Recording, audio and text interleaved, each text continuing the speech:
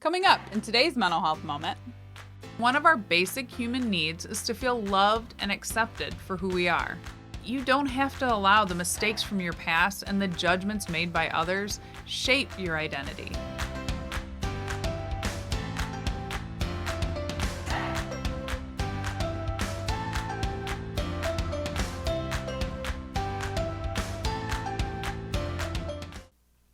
He loves me not. That's the struggle we all face from time to time. Because one of our basic human needs is to feel loved and accepted for who we are. This can also be the internal struggle we have within ourselves, striving to love ourselves and find our own worth and value. Today, I wanted to talk to you about how to develop healthy relationships. I have found in talking with others and studying relationships over the years that there are some key factors found in those having healthy relationships with others. One is starting with a good foundation and knowing who you are and what you associate with your identity. Realize that you don't have to allow the mistakes from your past and the judgments made by others shape your identity. When you can feel secure in who you are, you won't need to go out looking for other people to fill these personal needs.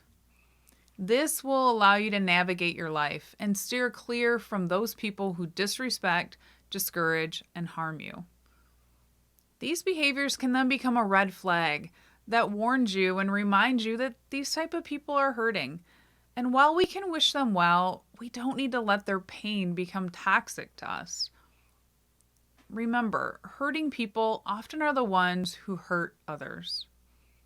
Choose to see the good in everyone, but respect and value yourself enough to set up those personal boundaries. Because not everyone in your life is meant to be in your inner circle of trust. Be careful who you let in, and treat this inner circle as a treasure. Those that see you for who you are and value your gifts will treat it like a treasure too. It's also essential that we realize that good relationships take time and attention. They take work to keep them going. A lot of that work centers around good communication. This will always be a bit of a challenge for us because we're all unique and different people with different thoughts and ideas. That's why good communication is a two-way street, meaning we both have to work at effectively communicating in the relationship. Understanding that it's my responsibility to express my own needs and feelings, but also to be willing to listen to the needs and the feelings of the other person in the relationship. I need to realize that it's not about being right or winning. It's about trying to really understand one another and being patient with that other person. Healthy relationships are less self-seeking and they're more giving. Have you ever noticed how early into a relationship, people tend to be on their best behavior? They're more careful and cautious with their words and their actions. But as that relationship continues, they tend to get a little bit more relaxed in how they treat and speak to the other person.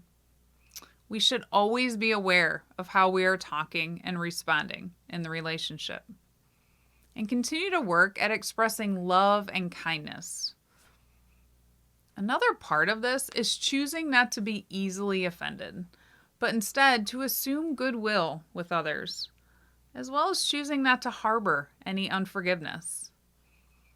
We need to be able to admit our own mistakes and forgive one another, just like we often mess up and we need others to forgive us. It's also wise to be slow to getting angry and choose to let go and forgive the mistakes made by others.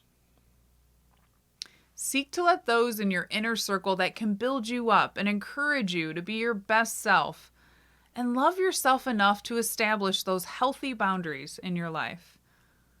And remember, if you are in a relationship that leaves you feeling hurt, either physically or emotionally, choose to walk away, and if you need to, seek help. Seeing these red flags early in a relationship can protect you from future heartache and pain. Now that's something to think about. And here's something to smile about. Thanks for joining me today.